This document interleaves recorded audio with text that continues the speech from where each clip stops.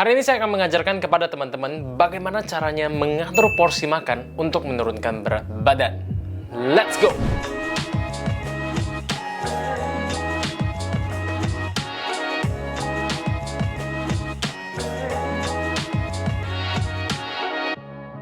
Hai semuanya, selamat datang kembali di channel The Doctor's Diet. Kembali lagi bersama saya, Dr. Dion Haryadi. Ini adalah video kedua dari playlist menurunkan berat badan bagi pemula.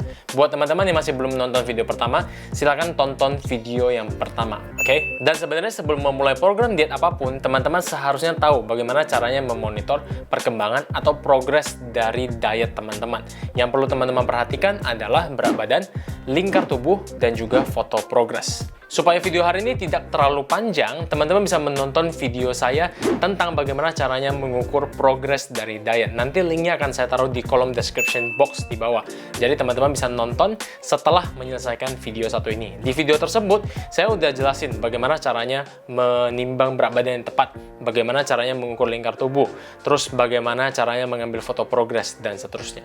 Nah, di video hari ini kita akan membicarakan bagaimana sih caranya mengatur porsi makanan yang tepat untuk menurunkan berat badan.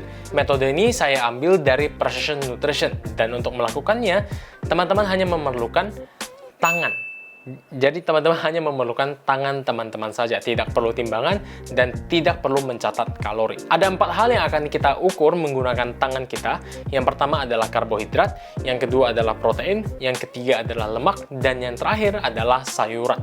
Keempat kelompok makanan ini harus dikonsumsi secara seimbang dengan jumlah yang sesuai. Nanti caranya akan saya jelaskan, tapi sebelumnya kita akan ngomongin sedikit terlebih dahulu bagaimana caranya menggunakan tangan kita untuk mengukur keempat kelompok makanan ini. Yang pertama adalah karbohidrat yang akan kita ukur menggunakan ukuran cup tangan. 1 serving karbohidrat itu sama dengan 1 cup tangan, ya, seperti ini.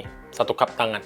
Dan yang termasuk karbohidrat adalah makanan-makanan seperti nasi-nasian, oats, umbi-umbian, kentang, pasta, kue tiaw, mie, dan lain sebagainya. Tinggal searching aja ya sebenarnya di Google apa saja sih makanan yang termasuk dalam karbohidrat.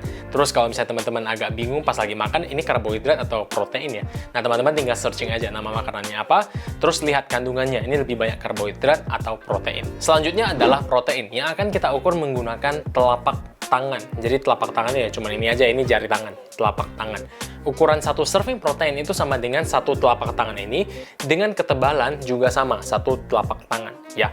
Dan yang berikutnya yang akan kita ukur adalah lemak, yang kita ukur dengan menggunakan jempol tangan. Jadi menggunakan jempol tangan kita. Nah, mungkin teman-teman yang jeli akan bertanya, kalau minyak gimana tuh ngitungnya?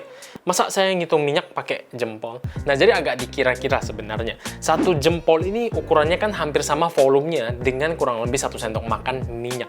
Jadi kalau misalnya teman-teman mengukur minyak, ya bisa dianggap bahwa 1 serving jempol, 1 serving lemak itu sama dengan kurang lebih 1 sendok makan minyak. Oke? Sama juga kalau misalnya teman-teman hanya mengkonsumsi misalnya setengah sendok makan minyak, ya anggaplah teman-teman hanya mengkonsumsi setengah serving dari lemak. Lalu yang terakhir akan kita ukur adalah sayuran, yang perhitungannya itu menggunakan ukuran kepalan tangan kita. Kurang lebih ya ukurannya seperti ini ya, tangan masing-masing intinya.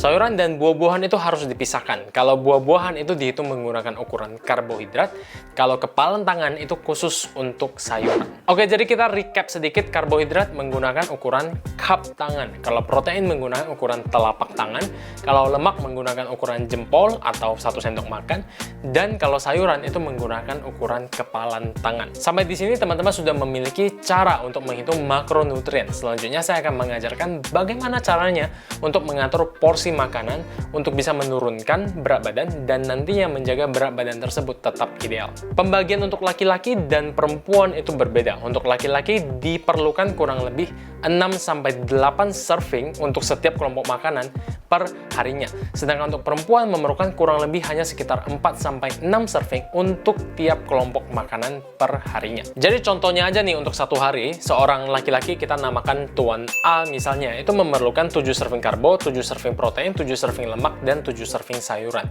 Yang bisa Tuan A bagi menjadi 3 kali makan besar dan 1 kali snack. Nah, cara pembagiannya kurang lebih seperti ini. Untuk makan pagi masing-masing 2 serving untuk setiap kelompok makanan. Begitu juga untuk makan siang. Jadi karbonya 2 serving, protein 2 serving, lemak 2 serving, sayuran 2 serving. Lalu untuk snacknya misalnya teman-teman bisa memakan 1 serving karbohidrat dan 1 serving protein. Lalu untuk makan malamnya teman-teman bisa menghabiskan sisa makronya. Jadi 2 serving karbohidrat, 2 serving protein, 3 serving lemak, dan 3 serving sayuran. Sehingga totalnya nanti semuanya itu menjadi 7 serving untuk setiap kelompok makanan. Nah itu contoh untuk yang 7 serving makanan setiap harinya. Beda lagi kalau misalnya teman-teman hanya memerlukan 5 serving atau teman-teman hanya memerlukan 6 serving. Frekuensi makan setelah itu apa saja yang dimakan di setiap meal itu semuanya kembali lagi ke teman-teman sendiri ya. Jadi nggak perlu baku banget mengikuti apa yang baru saya katakan tadi. Yang harus diingat itu hanyalah teman-teman memiliki jatah makan yang harus dihabiskan setiap harinya, yaitu dari ukuran porsi tangan ini. Pertanyaan selanjutnya biasanya adalah, berapa jumlah porsi tangan yang harus saya konsumsi kalau begitu dok? Jawabannya sebenarnya tergantung, tapi asumsi saya adalah kebanyakan teman-teman yang menonton video ini adalah teman-teman yang ingin menurunkan berat badan. Jadi patokan awal yang saya sarankan adalah 6 serving untuk laki-laki dan 4 serving untuk perempuan. Setelah ini saya akan mengajarkan bagaimana caranya mengatur ukuran porsi tangan kita untuk memaksimalkan penurunan berat badan. Tapi sebelum itu teman-teman harus tahu dulu penurunan berat badan yang sehat yang saya sarankan itu berapa sih? Nah, penurunan berat badan yang selalu saya sarankan adalah 0,5 sampai 1% setiap minggunya. Jadi kalau misalnya nih berat badan teman-teman sekarang adalah 100 kilo, maka penurunan berat badan yang disarankan adalah 500 gram sampai 1 kilogram setiap minggunya. Jika penurunan berat badan teman-teman setiap minggunya melebihi 1%, maka ada kemungkinan jumlah makanan yang teman-teman makan itu terlalu sedikit. Sehingga teman-teman bisa menambahkan 1 serving karbohidrat atau 1 serving protein misalnya. Sebaliknya, jika penurunan berat badan teman-teman setiap minggunya kurang dari 0,5%, maka ada kemungkinan teman-teman makan terlalu banyak. Sehingga teman-teman bisa mengurangi 1 serving lemak atau misalnya mengurangi 1 serving karbohidrat. Saya berikan ilustrasi contoh aja ya, biar gampang dimengerti. Katakan ada Nyonya A, Nyonya Ani misalnya ya. Nyonya Ani. Yang memulai dengan 4 serving untuk setiap kelompok makanan. Jadi ada 4 serving karbo, 4 serving protein, lemak, dan juga sayuran setiap harinya yang harus ia habiskan. BTW, teman-teman harus ingat ya, bahwa teman-teman walaupun nggak nyatet kalori, teman-teman tetap harus nyatet berapa sih jumlah ukuran tangan yang teman-teman makan setiap harinya. Jadi hari ini teman-teman berhasil menghabiskan berapa serving sayur, berapa serving karbo, berapa serving protein, berapa serving lemak. Jadi besoknya juga teman-teman harus tetap catat juga. Jadi teman-teman bisa monitor tuh perkembangannya. Teman-teman benar nggak sih mengikutinya?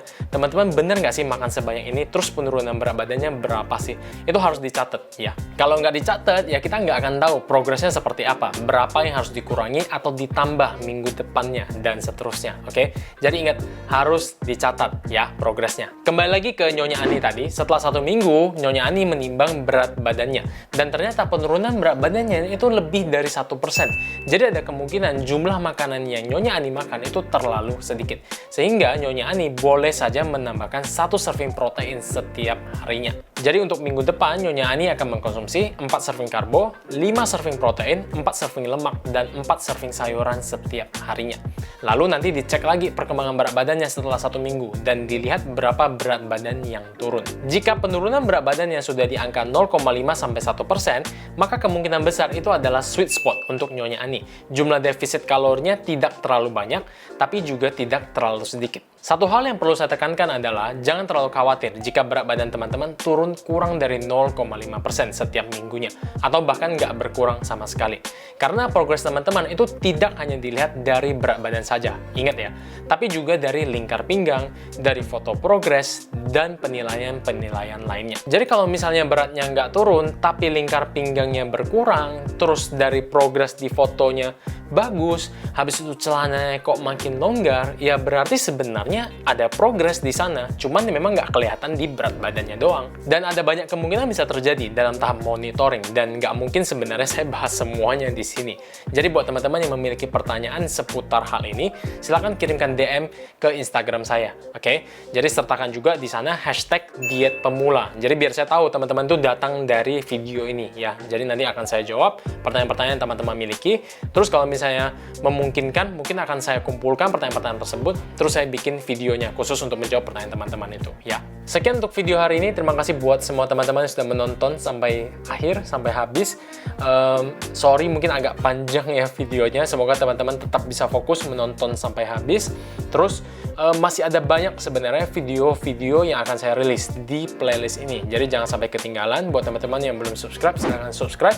Jadi bisa mendapatkan notifikasi terbaru kalau misalnya saya rilis video-video tersebut. Akan saya rilis setiap beberapa hari sekali ya. Totalnya mungkin ada sekitar 8 apa 9 video lagi yang akan saya rilis. 8 apa 9 ya? Pokoknya masih ada banyak lah video-video yang akan saya rilis terkait dengan playlist ini. Oke? Terima kasih buat semua teman-teman yang sudah menonton sekali lagi. And I'll see you in the next video. Bye!